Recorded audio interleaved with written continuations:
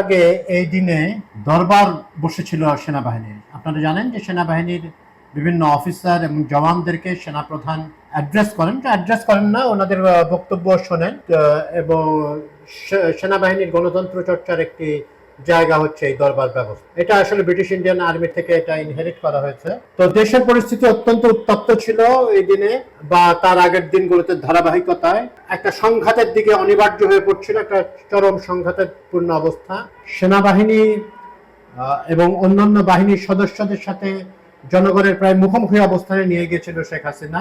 তো শেখ হাসিনার এই দানবীয় ফ্র্যাঙ্কেনস্টাইনের মনস্টারের মধ্যে গ্রুপটা সেটা তার দাঁত নখ আরো বের করছিলেন। হত্যাযজ্ঞে ব্যবহৃত হচ্ছিল বিভিন্ন নিরাপত্তা বাহিনীর সদস্যগণ। এবং বাংলাদেশের সেনাবাহিনীকে খুব শ্রদ্ধার চোখে দেখা হয়, এটা আপনারা জানেন, বা সশস্ত্র বাহিনী ইন জেনারেল। তো সেই শ্রদ্ধাতে একটা ফাটল ধরে যাচ্ছিল। তো এই সময় দরবারটি বেশ তাৎপর্যপূর্ণ ছিল। সেনাপ্রধান যার নামে বিভিন্ন রকমের কথাবার্তা ছিল যে উনি শেখ হাসিনার আত্মীয়, এই জন্য শেখ হাসিনার পারপাস উনি সার্ভ করবেন। তো সেগুলো কেউ দূরীভূত করা হয়তো জেনারেল ওয়াকারুজ্জামানের পরিকল্পনার ভেতরে ছিল। তো উনি সেনাবাহিনীর কি ফিলিংসটা, তাদের মনোভাবটাও জাজ করতে চেয়েছিলেন এবং উনি পরিষ্কার হয়ে যান। উনি অবশ্য একটা ইন্টারেস্টিং ব্যাপার হচ্ছে যে ওই দরবারে উনি কিন্তু সিনিয়র অফিসারদেরকে কথা তেমন একটা শোনেন নাই। উনি মূলত মিড র্যাঙ্কিং এবং junior officer, lieutenant colonel, major, captain, lieutenant, ওনাদের কথাবার্তা শুনতে চেয়েছিলেন। এবং ওনাদের কথা এখানে দরবারে খুব খোলা মানে কথাবার্তা হয়েছিল এবং যেটা হয়ে থাকে দরবারে। তো উনি বুঝতে পারলেন যে আসলে হয়তো তার অন্তরেও ছিল, ভেতরেও ছিল।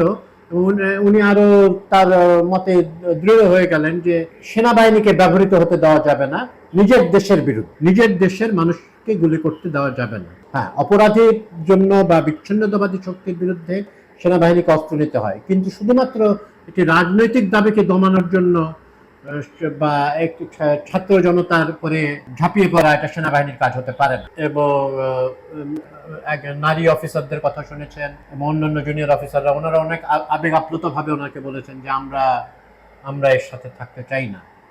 উনি কথা শুনেছেন। এখানে অবশ্য আরেকটা ব্যাপার খেয়াল করার আছে যে প্রাক্তন সেনাবাহিনীর সদস্যরা কিন্তু এবং তাদের স্ত্রীরা আন্দোলনকারীদের সাথে সরাসরি যোগ দিয়েছে। রাওয়া ক্লাবে প্রোগ্রাম হয়েছে। তো এটার প্রভাবও সেনাবাহিনীর উপরে পড়েছে। শেখ হাসিনা কিন্তু নির্বিকার ছিলেন। উনি ধারণা ছিল যে উনি সব ম্যানেজ করে ফেলবেন। কিভাবে ম্যানেজ করবেন? হত্যার মাধ্যমে, আহত করে, পঙ্গু করে, যে কঠোর অবস্থানের কথা বলে উনি ব্যবহার বলছে আমি কিসের ক্ষমা চাবো, ক্ষমা চাওয়ার মতো কি করেছি। মানে কমপ্লিট মানে সাইকোপ্যাথিক আক্রান্ত ব্যক্তির সমস্ত লক্ষণ ওনার ভিতরে ফুটে উঠেছিল। ওই দিন থেকে সেনাবাহিনী আসলে গুলি করে নাই এবং ক্ষেত্র বিশেষে সেনাবাহিনী তো 5 তারিখে মানে 36শে জুলাই ওনারা তো আশ্রয় দিয়েছেন, ফ্রি প্যাসেজ দিয়েছেন যারা মার্চ টু ঢাকা কর্মসূচি। তো শেখ হাসিনা একটু চুপসে যাওয়ার কথা, কিন্তু বাইরে একটা ব্রেভ ফ্রন্ট উনি রেখেই যাচ্ছিলেন এবং তাকে কুপরামর্শ দেওয়ার জন্য ওবায়দুল কাদের, আরাফাত এবং আসাদুজ্জামান কামাল এরা তো ছিলেন। কিন্তু ওই দরবারের থেকে আসলে মোড় ঘুরে যায় এবং হয়তো শেখ হাসিনার শেষ পেরেকগুলির একটি গাথা হয়, বেঁধে যায় শেখ হাসিনার কফিনে।